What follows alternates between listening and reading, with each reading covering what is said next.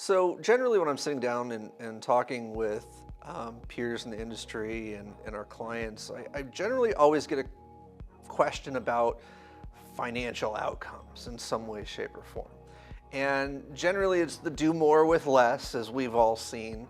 And in other cases, it could be, how do I incorporate this cloud journey into my IT spend and predictability around, total IT costs, and my procurement's asking questions, and I constantly need to, come in and provide the same services at a cheaper cost. My reply back to, a lot of these questions comes down to really changing the way that they view IT operations from a financial perspective.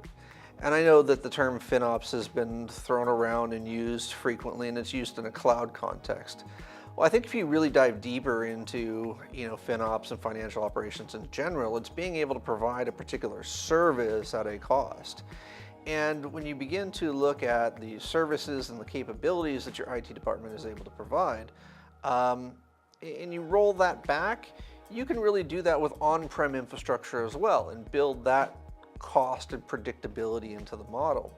See, several years ago, and even as much as a year ago, we saw a number of CIOs with a cloud-first journey, or no net new storage mandates.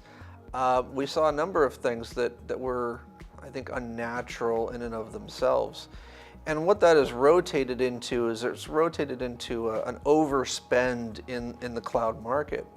And when the businesses go through transformations, as economies go through cycles, and everyone is scrutinizing every last dollar, we begin to see conversations come back to us like repatriating workloads back to on-prem infrastructure.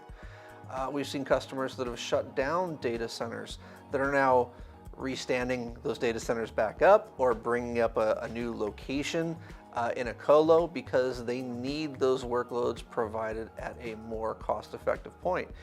And I'll add AI into this conversation. AI is no different than any of the other services. It is a fantastic place to start that journey in the cloud and use those capabilities. But when you start looking at that workload at scale, it's generally much more cost-effective to rotate that on-prem and to be able to build the right data center and the right architecture to facilitate the actual sustainability of that workload. So a lot of conversations around cost and financial sustainability.